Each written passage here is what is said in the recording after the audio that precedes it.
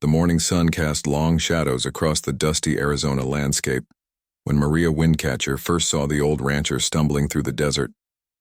His weathered boots dragged against the red earth, leaving uneven tracks that spoke of exhaustion and desperation. She had been gathering sage for her grandmother's healing ceremonies when she spotted him from the ridge above, his figure small and broken against the vast expanse of scrubland. Maria descended carefully, her moccasins silent on the rocky slope. The Apache way had taught her to move like the wind itself, leaving no trace, making no sound. As she drew closer, she could see the man more clearly. His face was pale beneath layers of dust and sweat, his breathing labored and shallow. Blood stained his shirt where he clutched his side, and his eyes held the distant look of someone fighting a losing battle. The rancher collapsed just as Maria reached the desert floor. She approached cautiously, her hand instinctively moving to the small medicine pouch her grandmother had given her. Years of living on the reservation had taught her people to be wary of outsiders, especially white settlers who had taken so much from them. But something about this man's condition stirred the healer's instinct that ran deep in her Apache blood. "Please," the man whispered as she knelt beside him. His voice was barely audible above the desert wind. "My name is Thomas McBride. I own the Circle M ranch east of here." He paused to catch his breath, each word seeming to cost him tremendous effort. "I'm dying, miss. The doctor in town gave me maybe a week, and that was 3 days ago." Maria studied his face, noting the yellow tinge to his skin and the way his hands trembled. She had seen such signs before in her grandmother's patients. Whatever sickness plagued him was indeed stealing his life away day by day, hour by hour. "What are you doing out here alone?" she asked in careful English, her accent carrying the musical cadence of her native tongue. Thomas tried to sit up but fell back against the desert hardpan with a groan. "I came looking for someone, an Apache woman named Elena Windcatcher. She would be about 60 now, maybe older. I heard she lived somewhere in these hills." His eyes searched Maria's face desperately. "Do you know her?" She's your people." The name hit Maria like a physical blow. Elena Windcatcher was her grandmother, the woman who had raised her after her parents died in a flu epidemic that swept through the reservation when Maria was 7. Elena was the keeper of the old ways, a medicine woman whose knowledge of herbs and healing had saved countless lives over the decades. But she was also a woman who rarely spoke of the time before the reservation, before the Apache were forced to leave their ancestral lands. "Why do you seek Elena Windcatcher?" Maria asked, helping Thomas into the shade of a nearby boulder. She pulled out her water gourd and held it to his lips, watching as he drank gratefully. 35 years ago, Thomas began, his voice growing stronger with the water. "I was a young cavalry soldier stationed at Fort Apache. I was barely 19, fresh from Ohio, and I thought I knew everything about the world." He laughed bitterly, the sound harsh against the desert silence. "We were chasing a small band of Apache who had left the reservation. They weren't raiders or warriors. They were just families trying to return to their sacred places before winter came." Maria remained silent, but her jaw tightened. She had heard such stories before, tales of her people being hunted like animals for simply trying to visit the graves of their ancestors or perform ceremonies in the places where their spirits dwelled.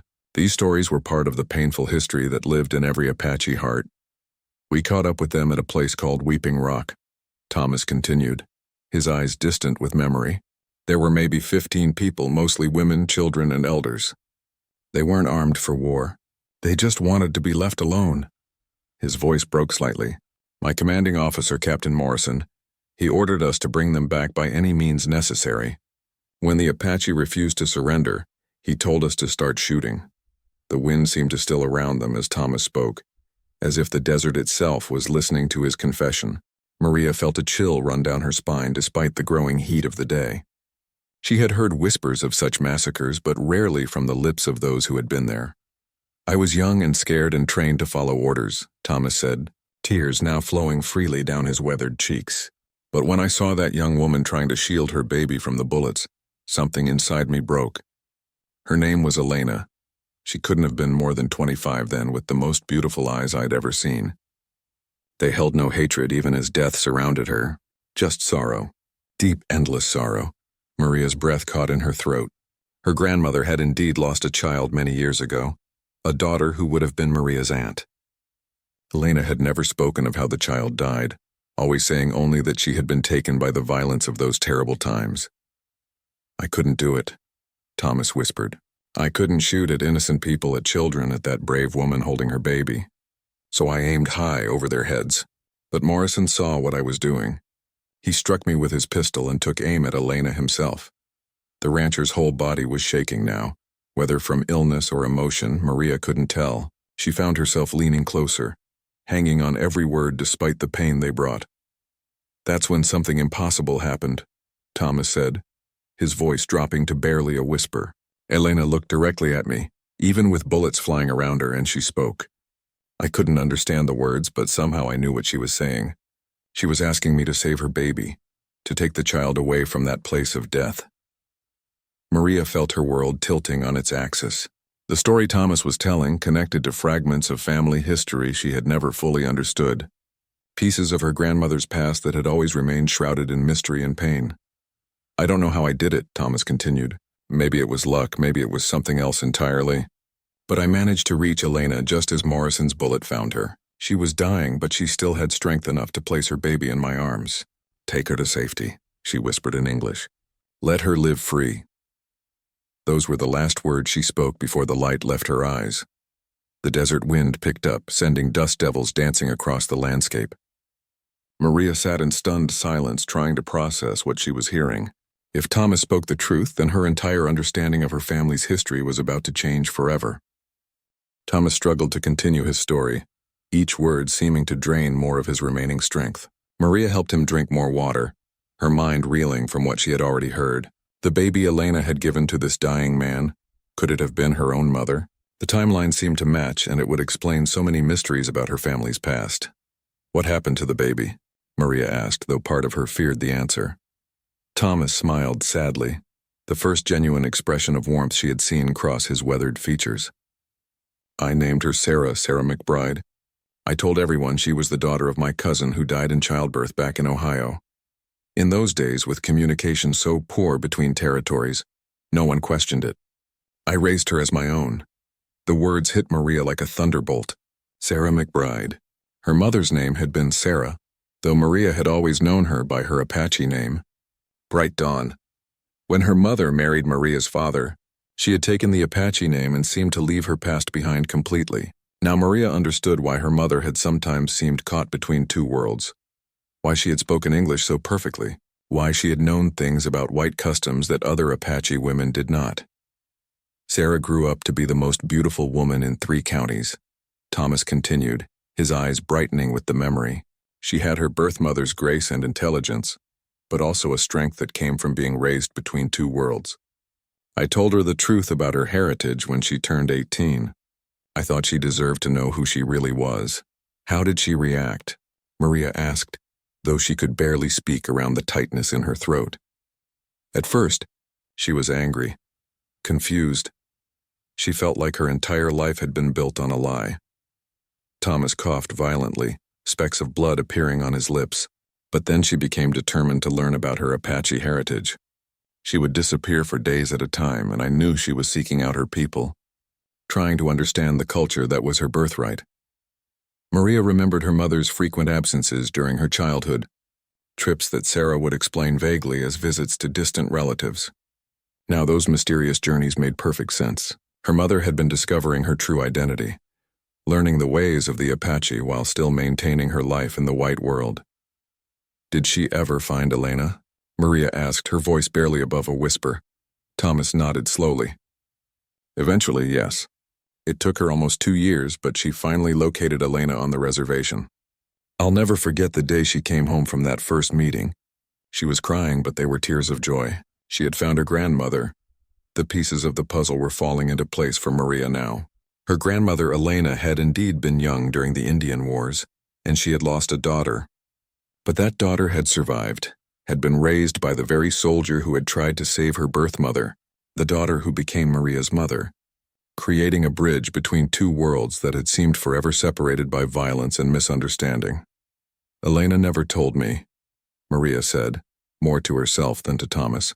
All these years she never said that my mother was the baby who was saved. She never mentioned you. She made me promise to stay away, Thomas replied. She said that Sarah belonged to the Apache world now, and that my presence would only complicate things. She was protecting her granddaughter from having to choose between her two families. He paused, gathering his strength. But she did ask me for one favor. She wanted me to promise that if I ever needed help, truly needed help, I would come to her. She said the debt between us could never be fully repaid, but that she would honor it if called upon. Maria felt tears streaming down her face as she began to understand the full scope of what had transpired all those years ago. Her grandmother, the woman she had thought she knew completely, had been carrying this secret for over 3 decades. Elena had welcomed back the daughter she thought she had lost forever, and then had to watch that daughter choose to return to the Apache world fully, leaving her white family behind. Is that why you're here now? Maria asked. To call in that debt? Thomas nodded weakly. The cancer is eating me alive. The doctors say there's nothing more they can do, but I'm not afraid of dying. What terrifies me is dying with this guilt still weighing on my soul. He grabbed Maria's hand with surprising strength. I need to ask Elena's forgiveness for what happened at Weeping Rock, for the other Apache who died that day because I wasn't brave enough to do more to stop it. The wind had died completely now, leaving the desert in an eerie silence. Even the usual sounds of insects and small animals seemed muted, as if the land itself was holding its breath. Maria looked at this dying man who had saved her mother's life, who had raised her as his own daughter, and who now sought redemption from the grandmother who had lost everything in that long-ago massacre. There's something else, Thomas said, his voice growing fainter. Something I never told Sarah, something I never told anyone. At Weeping Rock, after Elena died and I took the baby, I stayed behind while the other soldiers rode away. I buried the dead. All of them. With my own hands. Maria's eyes widened. Proper burial was sacred to the Apache people. To die without the correct ceremonies, without being laid to rest in the traditional way, meant the spirit could not find peace in the afterlife. For a white soldier to take on such a task, especially for Apache dead, was almost unthinkable in those times. I knew it was wrong what we had done, Thomas continued. So I stayed. I dug graves for each person who died that day. I didn't know the Apache burial customs, but I did the best I could. I wrapped them in their own blankets, faced them toward the rising sun, and said what prayers I knew. It took me 3 days. The magnitude of this revelation struck Maria with overwhelming force. Not only had this man saved her mother's life, but he had also ensured that her ancestors could rest in peace. In Apache belief, this act of respect and kindness would have earned him a place of honor among the spirits, regardless of his role in the original violence. Where? Maria asked urgently. Where did you bury them? Near Weeping Rock, about 20 miles northeast of here. I marked the spot with stones arranged in the shape of an eagle. I hoped someday the Apache people would find the graves and perform proper ceremonies. Thomas's breathing was becoming more labored. I've carried a map all these years showing the exact location. It's in my jacket pocket. Maria reached into his jacket and found a carefully folded piece of paper, yellowed with age and worn from years of carrying. She opened it to see a detailed hand-drawn map, showing landmarks and distances with the precision of a military survey. At the center was a spot marked with a small drawing of an eagle made of stones. This knowledge belongs to your people now, Thomas whispered. Tell Elena that I never forgot.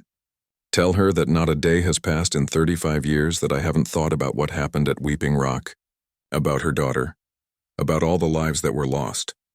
As Maria studied the map, she realized she was holding something that could bring closure to families who had wondered for decades about the fate of their missing relatives. The Apache oral tradition had preserved the story of the Weeping Rock massacre, but no one had known what became of the bodies. To finally be able to honor their ancestors properly would mean everything to her people. The sun was reaching its peak now, and Thomas was visibly weakening. Maria knew she had to get him to her grandmother quickly if Elena was going to have the chance to grant the forgiveness this dying man so desperately sought. Maria helped Thomas to his feet, supporting his weight as they began the difficult journey to her grandmother's dwelling. The old rancher's strength was fading rapidly, and she could feel his body trembling with each labored step. They moved slowly across the desert floor, following ancient paths that only the Apache knew, trails that had been used by her people for countless generations. The weight of Thomas's revelations pressed heavily on Maria's mind as they walked. Everything she thought she knew about her family history had been turned upside down in the span of a single morning. Her mother, whom she had always believed was born on the reservation, had actually been saved from a massacre by a white soldier who then raised her as his own daughter. The grandmother she thought she knew completely had been keeping this monumental secret for over 30 years. "Tell me about Sarah," Maria said as they paused in the shade of a twisted juniper tree. "Tell me about my mother." Thomas's face softened despite his obvious pain. She was remarkable. Intelligent beyond her years, kind to everyone she met, but also fierce when she needed to be. She could gentle a wild horse or face down an angry bull with equal courage. He smiled at the memory. She had this way of seeing the best in people even when they couldn't see it in themselves. "Did she know about you being at Weeping Rock when she decided to return to the Apache?" "I told her everything before she left," Thomas replied, leaning heavily against the tree trunk. "I thought she had the right to know exactly what had happened to her birth mother, and what role I played in both the tragedy and her survival. I expected her to hate me, but she didn't." Thomas shook his head slowly. "She said that hatred would dishonor her mother's sacrifice. Elena had died trying to save her baby, and I had honored that wish by raising her with love. Sarah said that holding on to anger would make her mother's death meaningless." Maria felt a surge of pride in her mother's wisdom, even as grief for her early death threatened to overwhelm her. Sarah had died when Maria was only 12, succumbing to the same flu epidemic that had claimed so many Apache lives. But in her short time, she had clearly lived according to the Apache values of forgiveness and understanding. They resumed their journey, climbing higher into the hills where Elena Windcatcher made her home. The terrain grew more rugged with red rock formations jutting up from the earth like ancient sentinels. Maria knew every stone and crevice of this landscape, having spent her childhood exploring these hills under her grandmother's watchful eye. "There's something I need to prepare you for," Maria said as they approached the final ridge before Elena's dwelling. "My grandmother is not the same woman your Sarah knew. Age and sorrow have changed her. She speaks little now and sometimes seems lost in memories of the past." Thomas nodded with understanding. "I expected as much. Losing Sarah must have been devastating for her. To find her daughter again after so many years, only to lose her to disease." He trailed off, unable to finish the thought. Elena Windcatcher's home came into view as they crested the ridge. It was a traditional Apache dwelling, built against the natural curve of the rock face and nearly invisible unless you knew exactly where to look. Smoke rose from a small fire, and Maria could see her grandmother's familiar figure moving slowly among her herb gardens. Elena looked up as they approached, her ancient eyes taking in the strange sight of her granddaughter supporting a dying white man. For a moment, her face showed no recognition. Then something shifted in her expression, a dawning awareness that made her stand perfectly still. "Grandmother," Maria called out in Apache, "this man has come seeking you. He says his name is Thomas McBride." Elena's weathered hands flew to her mouth and she spoke a single word in their native tongue. The word meant impossible, but it carried layers of meaning that went far beyond simple disbelief. It was the cry of someone seeing a ghost, of having the past suddenly thrust into the present. Thomas struggled to stand straighter as they reached Elena. Drawing on reserves of strength Maria didn't think he possessed. "Elena Windcatcher," he said formally, "I have come to fulfill a promise made long ago, and to ask for something I have no right to request." The old Apache woman stared at him for a long moment, her eyes searching his face for traces of the young soldier she had known decades earlier. Time had changed him dramatically, but something in his eyes, some fundamental quality of his character, must have remained recognizable. "You are the soldier," Elena said finally, her English careful but clear, "the one who carried away my daughter." "I am," Thomas replied simply, "and I have come to ask for your forgiveness." Elena gestured for them to sit by her fire, moving with the careful dignity that came with advanced age. Maria helped Thomas settle onto a woven mat, noting that his breathing had become even more labored during their journey. Whatever time he had left was measured in hours now, not days. "You raised her well," Elena said, settling across from Thomas. "Sarah came to me as a grown woman, but I could see in her the love and care you had given her. She spoke of you with deep affection, even after learning the truth about her origins." Tears tracked down Thomas's cheeks. "I tried to be worthy of the trust you placed in me when you put her in my arms. I tried to give her everything I could." "You gave her life," Elena replied. "That is a debt that cannot be repaid, only honored." She paused, studying his face intently. But that is not why you have come here to die in my presence. There is something else you carry." Thomas nodded and, with Maria's help, pulled out the worn map from his jacket. "I buried them," he said quietly. "All of them. Everyone who died at Weeping Rock. I stayed behind after the other soldiers left, and I gave them what burial I could." Elena's hands trembled as she took the map, her eyes widening as she understood what she was seeing. The location of graves that had been lost for 35 years, the final resting place of relatives and friends whose families had never known what became of them. "My sister," Elena whispered, pointing to a spot on the map. "My sister Morningstar died that day. Her children have grown old wondering where she lies." "She is there," Thomas said with certainty. "Third grave from the eagle marker facing the sunrise. I remember her face, her blue dress. I made sure she was wrapped properly." Elena began to weep silently, tears flowing down her ancient cheeks like rain on weathered stone. These were not tears of grief alone, but of relief, of closure, of finally being able to honor the dead as they deserved. "You have given my people a great gift," Elena said finally. "The ability to properly lay our ancestors to rest, to perform the ceremonies their spirits have been waiting for all these years. I had hoped," Thomas said weakly, "that this act might balance the scale somehow, that it might make up for my failure to prevent the massacre in the first place." Elena reached across the fire and took his hand in both of hers. "Young soldier," she said, using the Apache words that meant both brave warrior and lost child. "You were 19 years old following orders in a war you did not start. What you did after the shooting stopped, that was your choice. That was your honor speaking." The wind, which had been still all morning, suddenly picked up, rustling through the juniper trees and sending the fire's smoke spiraling upward toward the clear desert sky. Maria felt something shift in the air around them, as if the very atmosphere was responding to the words being spoken. Elena continued to hold Thomas's hand as the wind swirled around them, carrying the scent of sage and juniper. Her weathered fingers traced the lines on his palm, reading them like an ancient text. "There is more you have not told us," she said quietly. "Something that weighs even heavier on your spirit than the deaths at Weeping Rock." Thomas closed his eyes, gathering courage for what Maria sensed would be the most difficult part of his confession. "After I buried the dead, I went back to Fort Apache. I told my commanding officer what I had done, that I had given the Apache proper burial. Captain Morrison was furious. He said I had dishonored the army and showed weakness to the enemy." "What did he do?" Maria asked, though the tension in Thomas's voice told her the answer would be painful.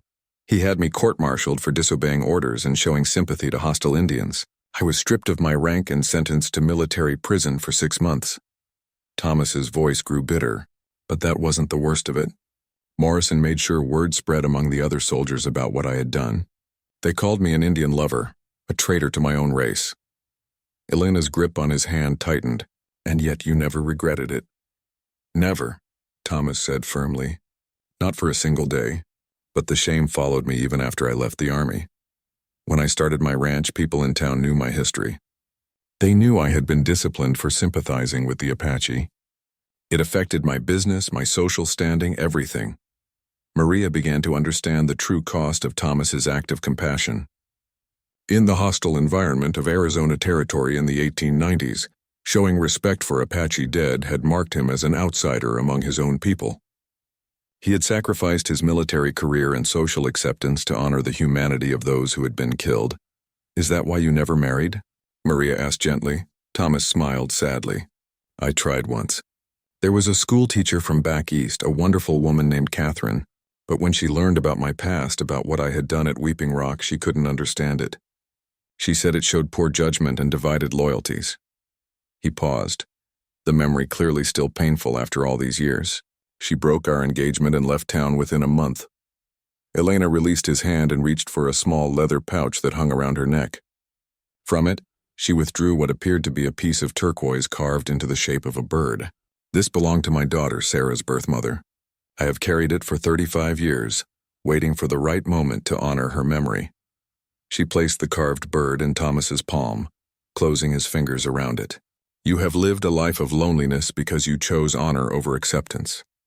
You sacrificed your own happiness to respect the dignity of the dead. That is not a burden you should carry with shame." Thomas stared down at the turquoise bird, his eyes filling with fresh tears. I just wanted to do right by her memory, by all of their memories. And you did, Elena said firmly. But there is something else you must understand. By saving my granddaughter, by raising her with love and then allowing her to return to her people, you gave me the greatest gift possible. You gave me the chance to know my daughter before she died. The wind grew stronger, and Maria noticed that the usual desert sounds had gone completely silent. No birds called, no insects buzzed, even the rustle of small animals in the brush had ceased. It was as if the entire landscape was focused on this moment. This meeting between the dying rancher and the Apache grandmother. I need to tell you about Sarah's final days, Elena said, her voice taking on the cadence of a storyteller sharing sacred history. When the sickness came to our people, Sarah worked tirelessly to help the sick. She used both Apache medicine and the knowledge she had gained in the white world to try to save lives. Thomas listened intently, hanging on every word about the daughter he had raised and lost. She spoke of you often during those final weeks, Elena continued. She told everyone who would listen about the kind man who had raised her, who had taught her to read and write, who had given her the tools to build bridges between two worlds. She said you had shown her that hatred was not stronger than love. Did she forgive me? Thomas asked, his voice barely audible. For being part of the violence that killed her birth mother? Elena smiled, the expression transforming her ancient face. She said there was nothing to forgive. She said you had spent your entire adult life trying to make amends for something that was not truly your fault. She said the spirits of Weeping Rock had already forgiven you long ago. The wind suddenly intensified, creating a whirlwind of dust and leaves around them. But instead of being harsh or uncomfortable, it felt almost gentle, like invisible hands caressing their faces. Maria had experienced such phenomena before during her grandmother's most powerful healing ceremonies. Moments when the boundary between the physical and spiritual worlds seemed to thin. There is one more thing, Elena said, her voice now carrying an otherworldly quality that made Maria's skin prickle. A message Sarah asked me to give you if you ever came seeking forgiveness. Thomas leaned forward, his entire being focused on Elena's words. She said to tell you that in the spirit world, there are no white men or Apache, no soldiers or Indians. There are only souls who have learned to love and souls who are still learning. She said you have already learned, and that your place in the next world is secure. As Elena spoke these words, the wind reached a crescendo, then suddenly stopped completely. The silence that followed was profound, deeper than any quiet Maria had ever experienced. It was as if the entire desert was holding its breath, waiting for something momentous to occur. Thomas's breathing had become very shallow, and Maria could see that his time was running out. But his face showed a peace that had not been there before, a calmness that spoke of burdens finally lifted. Thank you, he whispered to Elena. Thank you for giving me the chance to hear those words. Thank you for letting me know that Sarah understood. Elena began to chant softly in Apache, words that Maria recognized as a prayer for the dying, a song to guide spirits safely to the next world. The melody was ancient, passed down through generations of her people, a bridge between the world of the living and the realm of ancestors. As her grandmother's voice rose and fell in the traditional cadences, Maria felt the presence of something greater than herself, something that connected all things in an invisible web of understanding and forgiveness. She understood now why the wind had been so still all morning, why the desert had seemed to be waiting. This moment had been building for 35 years, since the day a young soldier chose compassion over cruelty, since an Apache mother placed her dying trust in the hands of an enemy, who proved himself to be a friend. As Elena's chanting continued, Thomas's grip on the turquoise bird loosened, though his fingers still cradled it gently. Maria could see the life ebbing from him, but there was no fear in his eyes, only profound gratitude and an almost ethereal calm. The Apache death song her grandmother sang seemed to be lifting his spirit, preparing it for the journey ahead. Elena, Thomas whispered during a pause in the chanting. There's something else. Something I need you to know about the ranch. Elena paused her song and leaned closer to hear his fading words. I never married, never had children of my own.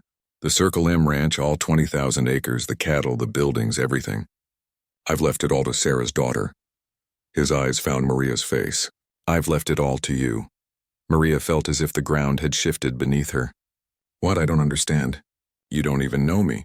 Thomas smiled weakly. I've known about you since the day you were born. Sarah told me she had a daughter, told me your name, described every detail about you that she could remember. I've been watching over you from a distance for 23 years, making sure you were safe, making sure you had what you needed." "That's impossible," Maria protested. "I would have known." "The anonymous donations to the reservation school? The medical supplies that mysteriously appeared whenever there was an outbreak of illness? The food deliveries that always came just when times were hardest?" Thomas's voice was getting weaker, but his words were clear. "That was me, honoring my promise to Sarah to look after her daughter." Elena nodded knowingly.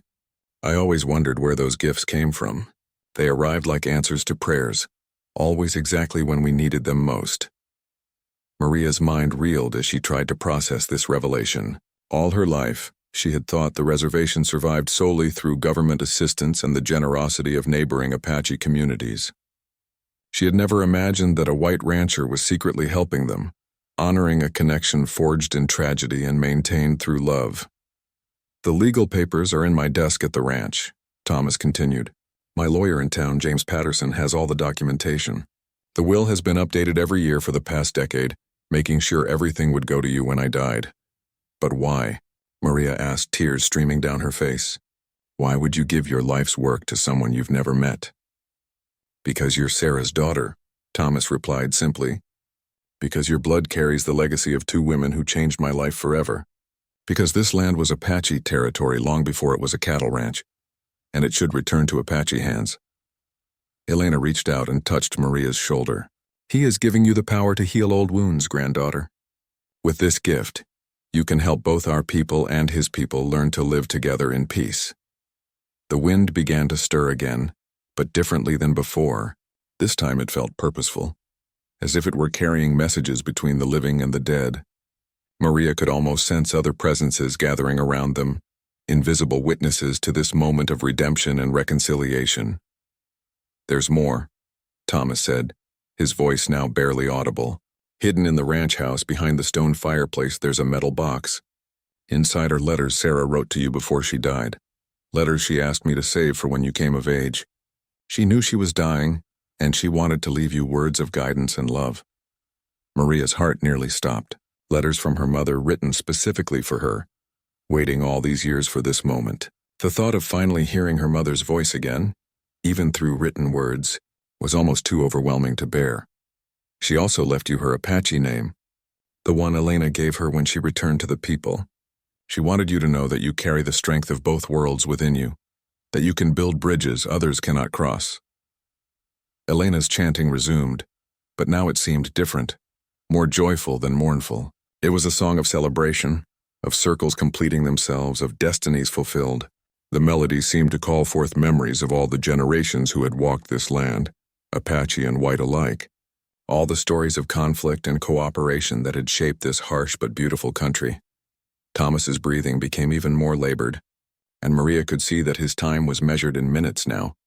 But his face held an expression of profound peace, as if a weight he had carried for 35 years had finally been lifted from his shoulders. "I can see her," Thomas whispered suddenly, his eyes focused on something beyond Maria and Elena's vision. "I can see Sarah, she's standing right there and she's smiling." His voice carried wonder and joy. "She looks just like she did when she was 20 before the sickness took her." Maria looked in the direction Thomas was staring, but saw only the shimmering heat waves rising from the desert floor. Yet something in his expression, some absolute certainty in his voice, made her believe that he truly was seeing something beyond the physical world. "She says to tell you that she's proud of the woman you've become," Thomas continued, his words coming in short gasps. "She says the Apache blood and the white world knowledge will help you heal divisions that have existed for too long. She says you are the bridge she always dreamed of becoming." Elena's chanting grew stronger, and now Maria could hear other voices joining in, though when she looked around she saw no one else present. The voices seemed to come from the wind itself, from the rocks and trees, from the very earth beneath them. It was as if the land was participating in this moment of reconciliation. "Tell me about the ranch," Maria said urgently, knowing Thomas had little time left. "What am I supposed to do with it?" Thomas smiled, his eyes still fixed on his invisible vision of Sarah. "Make it a place of healing. The Mexicans have a saying about land like this, that it remembers everything that happens on it. Your ranch has seen violence and peace, hatred and love. Let it be a place where both peoples can come together. The cattle operation provides enough income to support a dozen families, he continued with effort. But the real wealth is in the land itself, in the water rights, in the possibilities for the future. Use it to help your people while showing the white community that Apache can be partners, not just neighbors. Elena placed her hand on Thomas's forehead, her touch gentle and comforting. Your spirit has found peace, brave soldier. The circle is complete. You saved a child, raised her with love, and now you return the land to her people. The ancestors smile upon you. As if responding to Elena's words, the wind suddenly picked up dramatically, creating a whirlwind that surrounded them but somehow didn't disturb the fire or scatter the ashes. The air itself seemed to shimmer with an otherworldly energy, and Maria felt the hair on her arms stand up as if lightning were about to strike. She's taking my hand, Thomas said, his voice filled with wonder. Sarah is taking my hand. She says it's time to go home. He looked directly at Maria for the last time. Take care of the ranch, daughter. Take care of our people, both our peoples. With those final words, Thomas McBride closed his eyes and drew his last breath. The turquoise bird fell from his relaxed fingers into Maria's palm, still warm from his touch. At the exact moment of his passing, the wind stopped completely, leaving a silence so profound that Maria could hear her own heartbeat echoing in the stillness. Elena continued her chanting for several more minutes, her voice carrying the ancient Apache prayers for the dead across the desert landscape. When she finally fell silent, the normal sounds of the desert gradually returned. The buzz of insects, the call of birds, the rustle of small animals in the brush. He is at peace now, Elena said softly. The spirits have taken him to the place where all wounds are healed, where there is no separation between peoples. Maria sat in stunned silence, trying to absorb everything that had happened in the space of a few hours. This morning she had been a simple Apache woman gathering herbs for her grandmother. Now she was the owner of a cattle ranch, the keeper of family secrets that spanned decades, and the inheritor of a responsibility she had never imagined. What happens now? She asked Elena. Now we honor the dead properly, Elena replied. Both Thomas and all those who died at Weeping Rock. Then you begin the work of building the bridge your mother always wanted you to become. As they sat beside Thomas's peaceful form, Maria realized that the wind that had been so strange and significant throughout the morning had returned to its normal patterns. But something fundamental had changed in the desert air, as if the land itself had witnessed the completion of a long overdue act of justice and forgiveness. 3 days after Thomas McBride's peaceful death, Maria found herself standing in the doorway of the Circle M ranch house, holding the keys that the lawyer James Patterson had solemnly placed in her hands. The legal transfer had been remarkably smooth, as Thomas had spent years ensuring every document was properly prepared. The entire town of Cedar Springs had been shocked to learn that the reclusive rancher had left his vast holdings to an Apache woman, but the will was ironclad and uncontestable. The ranch house was larger than any building Maria had ever been inside, with rooms that seemed to stretch on forever, and windows that looked out over endless miles of grassland and desert. Everything was clean and well-maintained, evidence of Thomas's careful stewardship even in his final years. But it felt empty, haunted by the loneliness of a man who had lived his entire adult life in isolation because of his choice to honor Apache dead. Elena had insisted on accompanying Maria to the ranch, despite her advanced age making the journey difficult. You should not face this alone, her grandmother had said. And I want to see for myself the place where my granddaughter lived, where Sarah learned to bridge two worlds. Together they explored the house room by room, each space telling a story of Thomas's solitary life. The kitchen was spotless but showed signs of meals prepared for one. The sitting room contained a single chair positioned to face the window overlooking the desert. The bedroom was simple and unadorned, holding only the basic necessities for sleep and rest. But it was the study that revealed the true depth of Thomas's connection to Sarah, and by extension, to Maria herself. The walls were lined with books, many of them about Apache history and culture. One entire shelf was devoted to detailed accounts of the Indian Wars, and Maria could see that Thomas had spent years studying the conflicts he had been part of, trying to understand the broader context of the violence at Weeping Rock. On the desk sat a photograph Maria had never seen before. It showed a young woman who looked remarkably like Maria herself, standing between an older white man and Elena, who appeared decades younger. Sarah stood in the middle, one hand resting on Thomas's arm and the other holding Elena's hand, literally bridging the gap between two worlds. "I remember when this was taken," Elena said softly, picking up the frame. "It was the only time the three of us were ever together."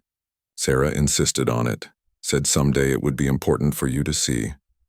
Behind the photograph was a letter addressed to Maria in careful handwriting. She opened it with trembling fingers and found Thomas's final words to her, written just weeks before his death. "My dear Maria," the letter began, "if you are reading this, then my long journey is finally complete. I hope that my confession to your grandmother brought some measure of peace to all involved. But more importantly, I hope that this ranch can become a symbol of what is possible when people choose understanding over hatred, cooperation over conflict." The letter went on to detail practical matters about running the ranch, introducing her to the handful of loyal employees who had worked the land for years, and explaining the various business relationships Thomas had cultivated with neighboring ranchers and the town of Cedar Springs. But it also contained something more precious than financial information. "Your mother was the greatest gift I ever received, not because she was the daughter I never had, but because she taught me that love is stronger than the circumstances of its birth. She proved that healing is possible even from the deepest wounds. I pray that you will carry on that legacy." Elena found the metal box Thomas had mentioned hidden exactly where he had said it would be. Inside were dozens of letters from Sarah, all addressed to "my beloved daughter" and dated from the months before her death. There were also several items that had belonged to Sarah during her time at the ranch.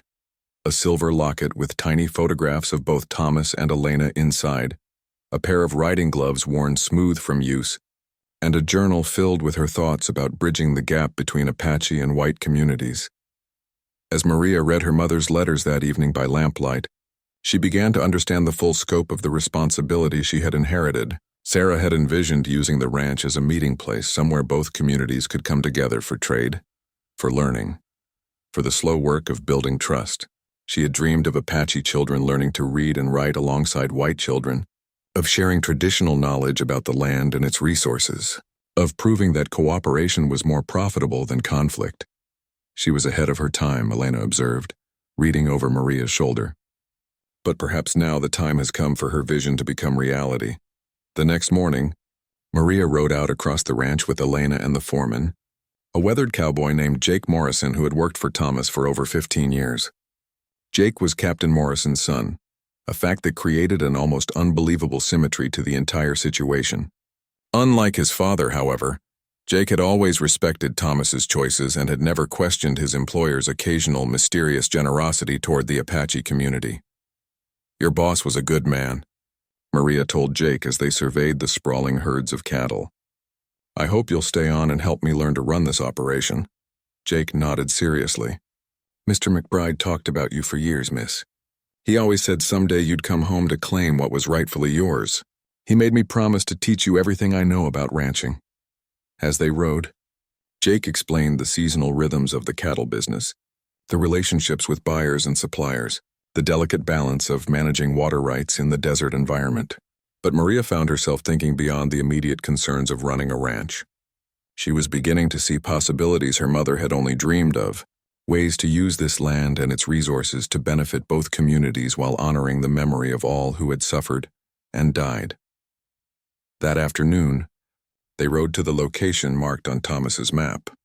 Weeping Rock proved to be a natural formation about 20 miles northeast of the ranch, a place where ancient waters had carved a deep canyon out of the red stone. The eagle-shaped marker was exactly where Thomas had indicated. Though 35 years of desert weather had scattered some of the stones, Elena dismounted slowly and walked among the graves, her weathered hands touching each mounded spot with reverence. "My sister is here," she said, kneeling beside the third grave.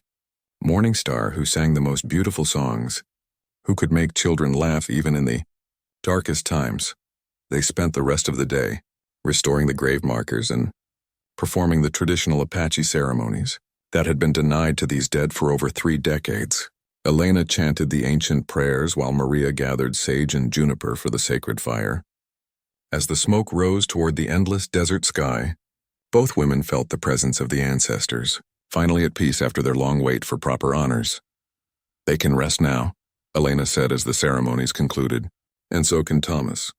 The circle of violence and revenge has been broken, replaced by a circle of understanding and forgiveness." As they prepared to leave Weeping Rock, Maria made a silent promise to the spirits of the dead.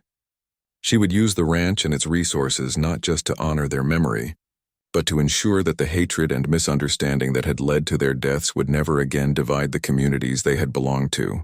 The bridge her mother had dreamed of building would finally become reality. 6 months after Thomas McBride's death, the Circle M Ranch had become something unprecedented in Arizona territory.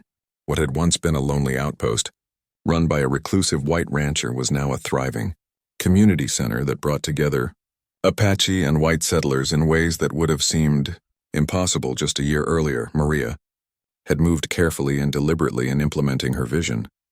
Rather than making dramatic changes that might alarm the white community, she had started small, building trust through actions rather than words. She kept Jake Morrison as foreman and retained all of Thomas's existing business relationships, proving that Apache ownership didn't mean the end of profitable operations. The first breakthrough came when a severe drought threatened both the ranch and the reservation. Maria organized a water-sharing agreement that allowed Apache families to water their horses and fill containers at the ranch's wells in exchange for help with the cattle roundup. The arrangement benefited everyone and demonstrated that cooperation could be more valuable than suspicion. Elena had moved to the ranch permanently, establishing a traditional Apache healing garden behind the main house. Word of her medical knowledge spread quickly through both communities, and soon people of all backgrounds were coming to seek her remedies for everything from broken bones to difficult births. The old woman found herself busier than she had been in years, finally able to use her full range of healing knowledge. "Your grandmother has become famous," Jake told Maria one morning as they watched a line of people waiting to see Elena. "Yesterday, Judge Henderson's wife drove all the way from town just to get some of that arthritis tea Elena makes." Maria smiled, watching her grandmother move among her patients with gentle authority. Elena treated everyone with the same respect and care, whether they were Apache children from the reservation or wealthy white ranchers from Cedar Springs. Her healing garden had become neutral ground where old prejudices seemed to dissolve in the face of common human need. The ranch school was Maria's next innovation. Using money from the cattle sales, she hired a teacher from back east who was willing to instruct children from both communities. The classes were held in the ranch's large barn, which Maria had converted into a classroom. Apache children learned to read and write in English, while white children learned basic Apache language and traditional stories about the land. At first, some of the white parents were suspicious. The teacher, Miss Catherine Reynolds, reported during one of their weekly meetings. But when they saw how much their children were learning about the desert environment from the Apache students, attitudes began to change. Young Tommy Patterson can now identify 20 different desert plants and knows which ones are safe to eat. The school became so successful that families began requesting residential placements for their children during the school year. Maria found herself overseeing a boarding program that housed Apache children from distant parts of the reservation, alongside white children whose parents lived too far from town to make daily travel practical. The children who grew up together at the ranch school formed friendships that crossed cultural lines in ways their parents' generation had never imagined possible. But it was the discovery of silver on the ranch property that truly tested Maria's vision of cooperation. A geological survey commissioned to explore water sources instead revealed significant mineral deposits in the hills east of the main buildings. Under territorial law, Maria had every right to develop the mining claims herself or sell them to the highest bidder. Instead, she proposed something radical. She established a joint venture between the ranch, the Apache reservation, and several white investors from Cedar Springs. The profits from silver mining would be divided equally among all partners, with specific provisions ensuring that Apache workers received the same wages as white miners and that traditional sacred sites would be protected from excavation. The proposal created controversy on both sides. Some Apache leaders worried about the environmental impact of mining and the corruption that mineral wealth often brought. Some white business leaders questioned the wisdom of giving equal partnership to Indians who had no experience with large-scale mining operations. Maria addressed these concerns at a public meeting held in the barn that served as the ranch school. Both communities packed the space, creating an atmosphere of tension and uncertainty. She stood before the crowd holding the turquoise bird that Thomas had given her in his final moments, using it as a touchstone for courage. 35 years ago, violence and misunderstanding divided our peoples, she began, her voice carrying clearly through the packed room. My grandmother lost a daughter. A young soldier lost his innocence. Families on both sides lost loved ones to fear and hatred. She told the assembled crowd the full story of Thomas McBride and the massacre at Weeping Rock, of the Apache mother who entrusted her baby to an enemy soldier, of the man who spent his entire adult life trying to make amends for a moment of violence. By the time she finished, there were tears in the eyes of listeners from both communities. This ranch exists because a dying Apache woman chose to trust instead of hate, Maria continued. It prospered because a guilty white man chose honor over expedience. Now we have the chance to build something that honors both their sacrifice and their faith in the possibility of peace. The vote was closer than Maria had hoped, but the joint mining venture was approved by both communities. Within a year, the Silver Creek mine was producing steady income for all partners, while employing workers from both the ranch and the reservation. More importantly, it proved that Apache and white communities could work together as equals when given the opportunity. As the seasons passed, the changes at the Circle M Ranch began to influence the entire region. Other ranchers started hiring Apache cowboys, valuing their traditional knowledge of the desert environment. The town of Cedar Springs opened its first integrated businesses, serving customers regardless of background. Intermarriage between the communities, once unthinkable, became increasingly common.